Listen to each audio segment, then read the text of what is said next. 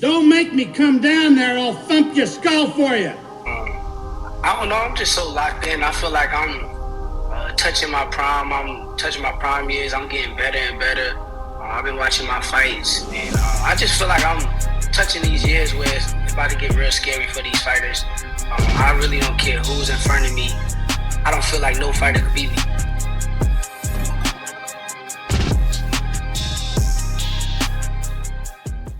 He didn't want to box. He wanted to actually prove that he could punch with you. He was like, what the fuck is this nigga doing? Oh, okay, you want to go to sleep.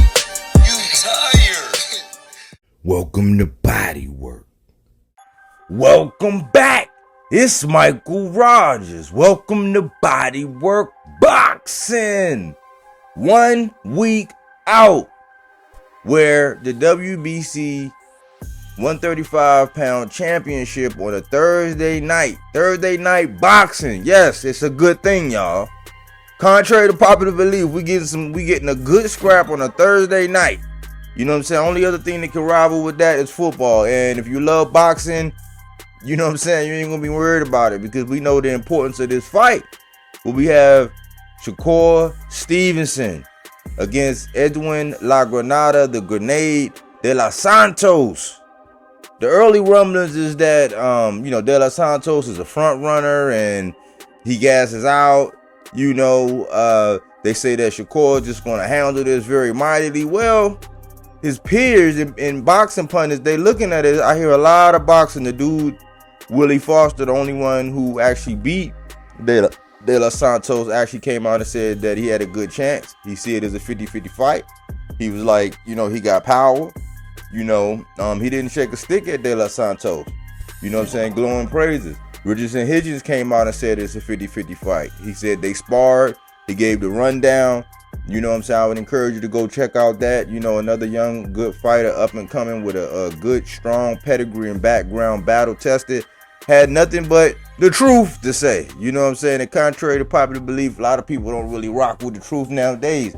However, the report is De Los Santos got power in both hands. You know what I'm saying? He's very sharp.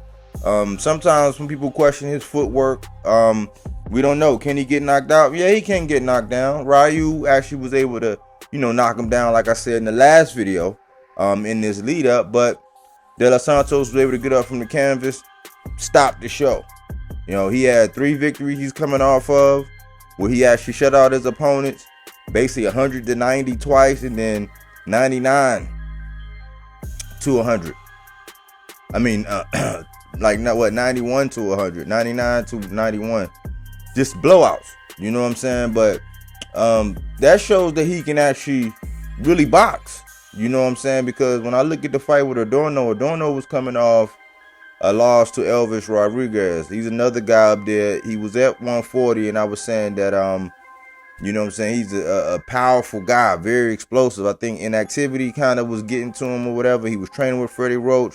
He was one of the ones that came over from Top Rank, did his thing, and was up and coming on PBC. And then for whatever reason, you know what I'm saying, he became a little bit inactive, but Adorno came off a majority decision loss to him, and then got shut out unanimously by De Los Santos.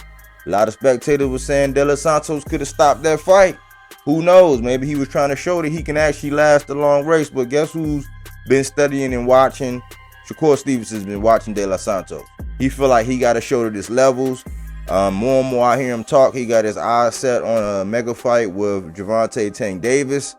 And I think that he's really trying to campaign and do what he need to do to bring his end up and make it be known that he want to fight.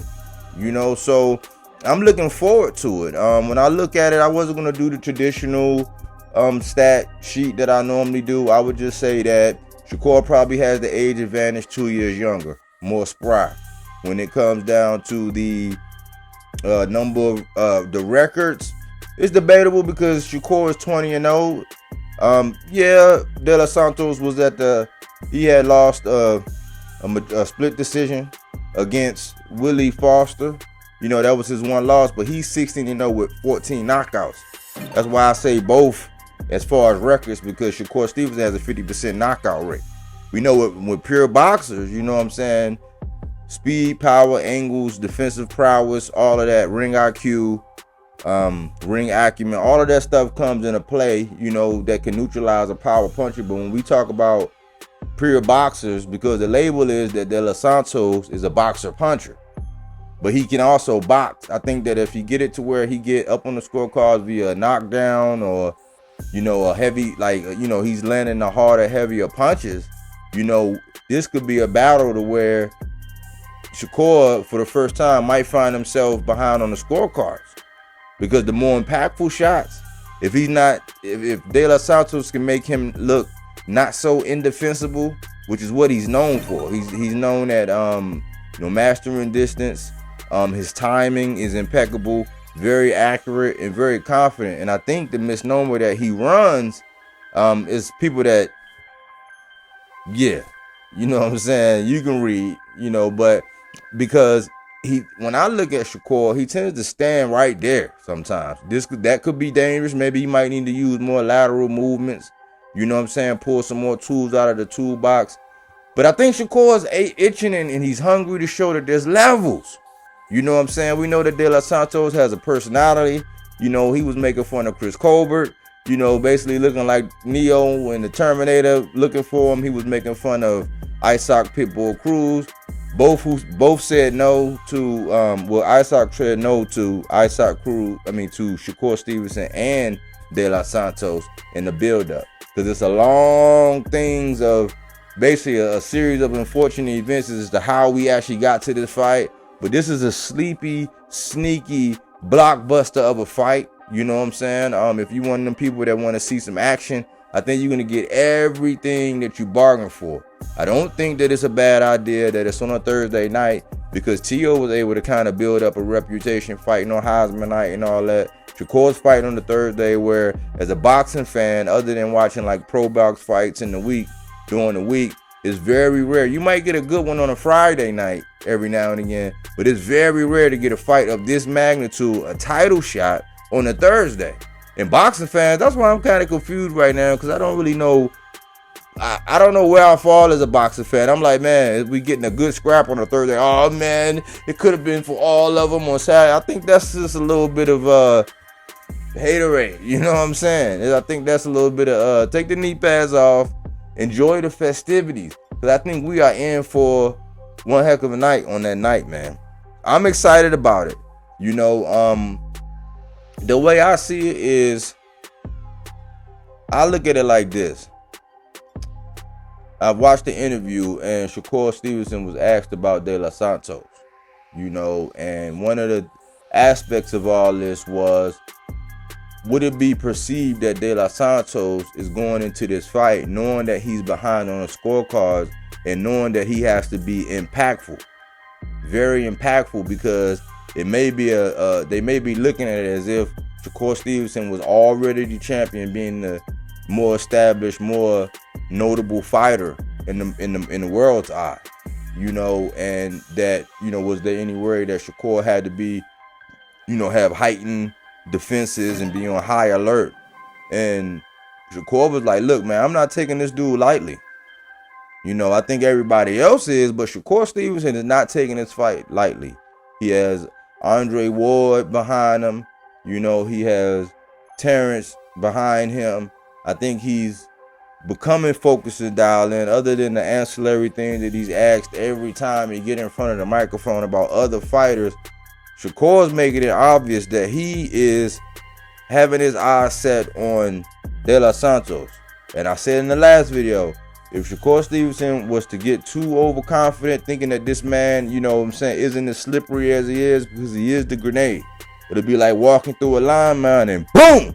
You know what I'm saying? At any given moment, you know, De Los Santos can set off those pyrotechnics, you know what I'm saying, and blow up the spot.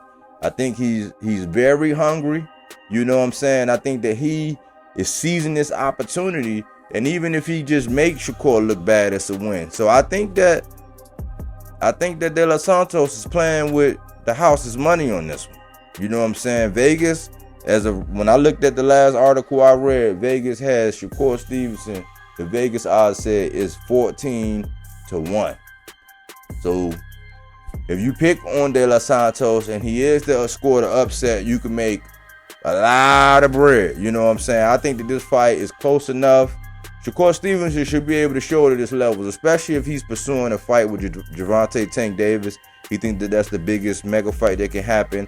A lot of the boxing world, mainly the hardcores, know that that's probably one of the most skillful fights, if not the most skillful fight that can happen right now. When you're talking about skill for skill, pound for pound. You know what I'm saying? What do you think? You know what I'm saying? I'm excited about it, man. I'm really trying, man. It's like mud. It's like some deep mud and quicksand, trying to get out of the politics surrounding this and just enjoy the fact that we get in a fight where two people want to fight each other. You know what I'm saying? It's sad enough, man. We in 2023, man, where it's hard to get two fighters who say, you know what? The money, whether it's a belt, whether it's money, you know what I'm saying? I want you. You know what I'm saying? This is a long time coming because you got to think, out of all those people that turned Shakur Stevenson down, from Devin to Pitbull to Loma to Cambosis to Frank Martin, everybody who said no, De Los Santos was the only one that said, I'll be your Huckleberry. A lot of people want to dismiss him and do all that. That's not going to do anything for the glory of Shakur Stevenson if he don't get it all. You know what I'm saying? And if we do like, you know, people do when they see Inouye, somebody like that, and they say, oh man, it's just, we're overlooking and underestimating or whatever. If anything like that happens and De Los Santos is to come up with this victory, you know what I'm saying, it's going to make it look even that much worse because they're going to be trying to say, you got beat by a bum. The man lost one fight. It was a split decision. And out of 17 fights, he done knocked 14 people out. Out of 20 fights, Shakur done knocked 10 people out. And he's known, you know, he like to keep it, you know what I'm saying, pretty much he's very technical, highly skilled. I think the key to victory on this one, you know, in case I don't do another video, the key to victory on this one is De Los Santos has to be opportunistic. He has to pull the trigger. And another thing, what I'm actually noticing, watch for this. What I'm actually noticing is that in close fights, when at the end people yell robbery, when the person that loses is pretty much outboxing and winning, is that they taper off, getting ahead. Like, think about Conceição and Valdez. He arguably boxed circles and boxed Valdez ears off and then got the showboating and acting like, you know, I had the fight in the bag and didn't step on the envelope at the end.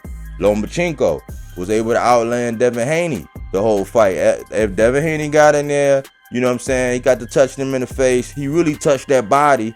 You know, rumor is he broke some ribs, you know what I'm saying, did his damage. But a lot of the more impactful shots, and when, you know, things kind of got idle, Lomachenko stepped on the gas. And his fatal sin was thinking in the 11th and 12th, he kind of stepped back a little bit. Maybe it was a tribute to Devin coming back, but I see that he kind of stepped on the gas. The novelty boxing with Fury and Ngannou. A lot of people were saying, hey man, with the knockdown and the fight and, you know, people underestimating Ngannou, they were saying that he actually won that fight. And then the final rounds, Ngannou kind of didn't let his hands go enough. So that's one thing, man. If De Los Santos is to find his way, doing the unthinkable, Mission Impossible 6, Tom Cruise style, and to get a victory over Shakur Stevenson, if he's up going into those championship rounds, he cannot afford to let up off the gas. He can't do what he did because it was just an utterly wipeout when it came to Adorno, right? That was a wipeout, a total shutout. He can't do that with Shakur Stevenson. Shakur Stevenson, I believe that his stamina, his training, everything about him says that he's going to be around. You know, I've never seen him gas. He's going to be in impeccable shape, and he might want to turn it on in the later rounds, thinking that De Los Santos is a front runner. But he cannot leave it up to the judges. You know what I'm saying? I wouldn't be surprised if this fight goes the distance. I wouldn't be surprised if somebody got caught and somebody hit the canvas. I think that there will be 1 or 2 knockdowns in this fight. Yes, I will. I'm not going to say any name, but I think that this fight, because of the magnitude, is 2 young guns in their prime that really want to fight each other. It's not no bad blood, really, but I think that, you know, the trash talking was healthy to an extent, but De Los Santos is not coming in to lay down. You know what I'm saying? It is also a notion that all the top-ranked fighters typically beat the PBC fighters. You know what I'm saying? A lot of people pull out stats about that.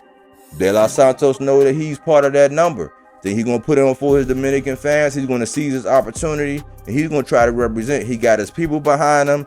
It's like I guess Puerto Rican versus Dominican. You know, all of them black at the end of the day. But you know what I'm saying? We about to get it on next Thursday. Anyways, man, that's all I have for this fight. Thanks for everybody who's been chiming in, man. Thanks for the growth. We just hit 700 subscribers, and for a channel like this, the alternative to opinion-based content, you know what I'm saying? This is the truth-based content, you know, fact-based content. You know, for somebody to build their channel brick by brick by brick, I really salute each and every one of you. Thank you for coming to the videos and liking and commenting. Feel free to share as well. You know what I'm saying? I put a lot into it. You know, the Cash App is there. The Super Chat is there. If you want to become a member, become a member. We don't do yes men over here. You can have your opinion. We just ask that you come with facts. You be respectful for the most part, but you can get that boxing smoke. Thanks for tuning in here at Bodywork Boxing, where we don't take things for face value. We do that body work.